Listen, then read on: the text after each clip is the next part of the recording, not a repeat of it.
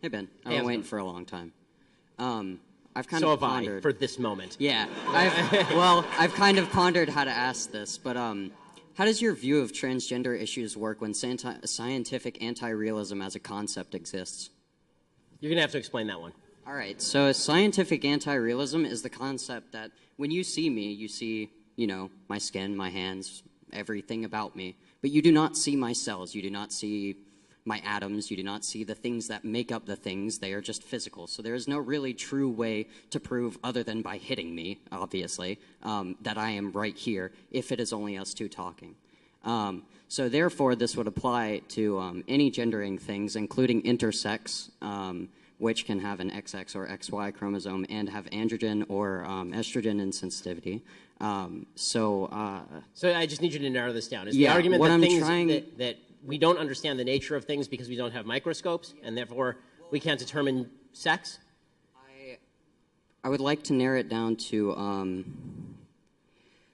we cannot fully identify a gender of a person right when we see them, so therefore I believe that it is not within my own individual liberty to gender that person. Here's my problem with that particular argument. The answer is that in 99.8%, 99.9% of cases, you absolutely can gender somebody based on looking at them. Like, really. If you're going to use intersex people as an example of not being able to do that, this does not obviate the biological duality of sex upon which all progeneration is based for all of human history and for all mammalian species.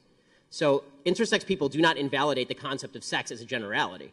Intersex people are people who have a biological anomaly. And by the way, in most cases of intersex, those people still manifest as either a male or a female.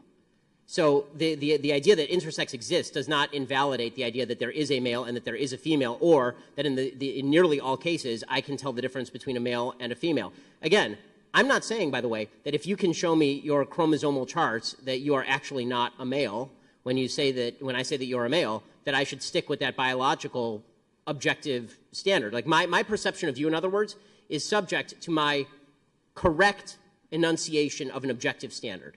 So the objective standard, here's the deal. For all of human history, there was an objective standard between male and female. It was, for nearly all of human history, out of partial ignorance and partially because this is usually true, it was out of simply looking at people's genitals and assessing them based on their outward appearance, right? Which is still true for nearly all human beings on planet Earth at all times. Okay. What was that? You can't really describe someone without secondary sex characteristics and gender them into something. Well, I mean, you can based on primary sex characteristics if you can see their genitals. Doctors do this literally at birth all the time, right? So this is but your point is correct. If somebody was male dressed as a female and I misgendered them, and then they said, "Oh, look, I'm male," zip, right? Then I would say correct, and then correct. I would say, for all of human history, you were male. Now the standard is chromosomal. Right? It's the SRNY gene and all of this. There is some objective standard, in other words, by which we can determine sex. The problem I have with the transgender argument is that people are arguing that there is no objective standard, that no objective standard exists by which I can determine sex. And in fact, sex is completely subjective. I can determine my own gender based on no biology and, in fact, in abeyance of biology. I can have every single biological characteristic of a male, and if I say I am female, then I am female. This is anti-scientific nonsense. Yes, Caitlyn Jenner had every biological characteristic of a male. There is no evidence whatsoever that Caitlyn Jenner was a female, because Caitlyn Jenner was an Olympic athlete as a male, with all of the chromosomes and all of the junk and all of it. Right? That is it. That is a biological male. And then we are supposed to believe that Caitlyn Jenner is a female. Listen, I'm happy to call Caitlyn Jenner Caitlyn, because people can legally change their name. If I were out to dinner with Caitlyn Jenner, I wouldn't go out of my way to say Caitlyn Jenner is a he, because why would I want to have a bad dinner with somebody? But if I'm speaking in public with folks, and I'm talking about the presence of sex, there is not a biologist worth their salt on planet Earth who would say that sex does not exist. Yeah, I agree. So if sex exists, then what are the characteristics of sex? And the problem with biological anti-realism or scientific anti-realism, as you're suggesting, is that there is no actual standard of sex, that it's completely malleable. It's okay.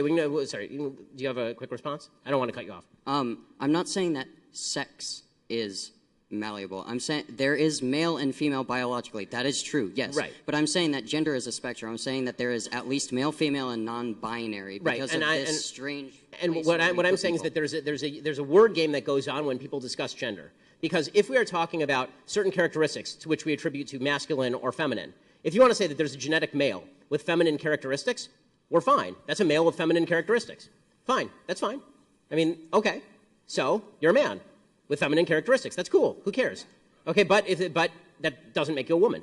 In other words, if you're going, what we are now doing is we're playing a semantic game where we say a male with feminine characteristics is a woman. That's nonsense. Or a woman with male characteristics, masculine characteristics, is a man. That's nonsense too. And by the way, it actually ends up misgendering a lot of people who are just butch women or effeminate men. Right? So all of this, so in other words, by trying to separate out gender and sex completely, and then by using terms like male and female or woman and man that are innately connected to sex, what you are doing is deliberately, not you, what people are doing is deliberately confusing the issue such that you get idiocies like Ilhan Omar writing to the Powerlifting Association of the USA saying that a transgender woman who is a biological male should be able to compete against biological women because it is a myth that men can pick up heavier objects than women. That is not a myth. That's called science. Thank you.